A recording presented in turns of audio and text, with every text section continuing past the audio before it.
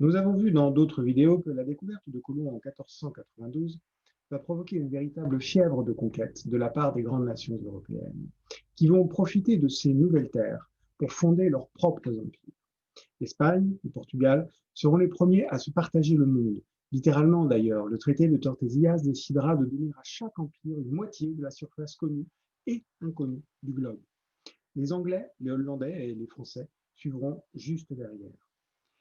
Ici, vous l'avez compris, nous nous intéresserons à la France et à la construction de son empire, dans la concurrence féroce qui s'annonce et sur un commerce plus que critiquable, la traite négrière.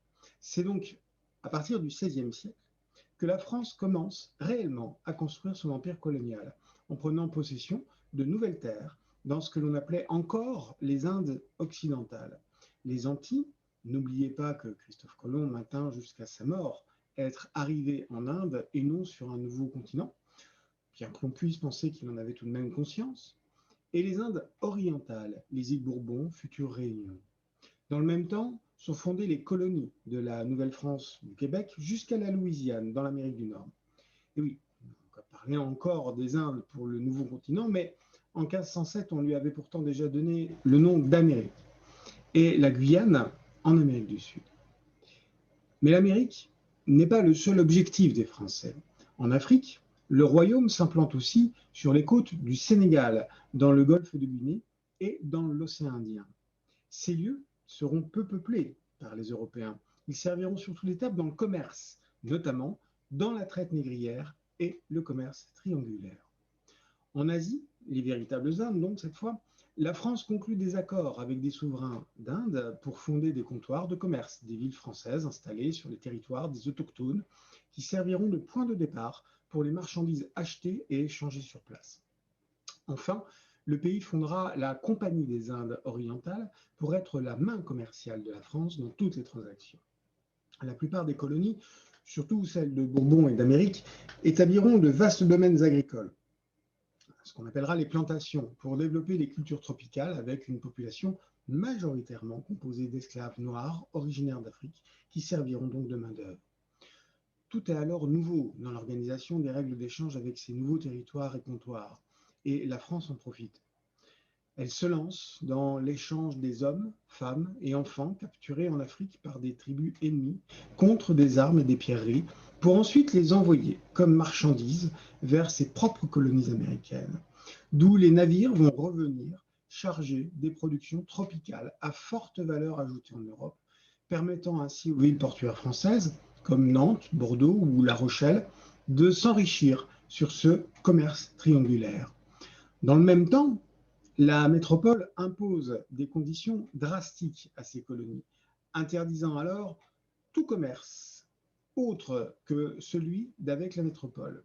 C'est ce que l'on appelle l'exclusif. Dans ce principe, les mêmes colonies sont forcées d'acheter tous les objets qu'elles ne peuvent fabriquer elles-mêmes et uniquement à la France, ce qui va permettre à cette dernière de s'enrichir davantage.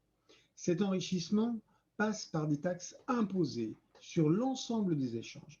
Ça permet non seulement à l'État, mais aussi à ceux qui investissent dans les commerces associés, de devenir de véritables empires coloniaux et commerciaux.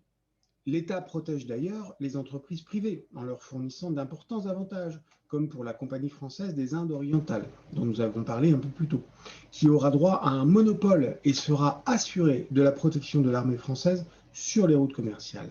Les armateurs, les négociants, les propriétaires des plantations seront aussi par répercussion bénéficiaires de cet enrichissement. Mais la réalité derrière cette puissance nouvelle est assez négative. Tout ce commerce ne peut réussir qu'à condition d'avoir une main-d'œuvre suffisante et peu coûteuse. Bref, la France va effectivement fonder un véritable empire colonial dès le XVIe siècle, en s'emparant de vastes territoires dans les Nouvelles Amériques et en installant des comptoirs et des ports en Asie et en Afrique, qui vont lui permettre ainsi d'organiser son empire commercial au niveau mondial, car les autres pays nommés tout à l'heure font de même.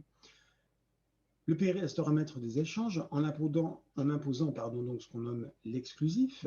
D'accord. Il oblige chacune de ses colonies à ne traiter qu'avec lui et en créant les principales compagnies commerciales qui vont bénéficier d'avantages uniques.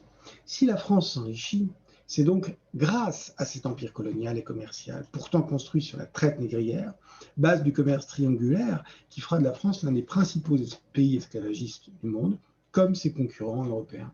Au final, la France finira par abolir l'esclavage, mais seulement en 1848, après plus de 3 siècles d'exploitation.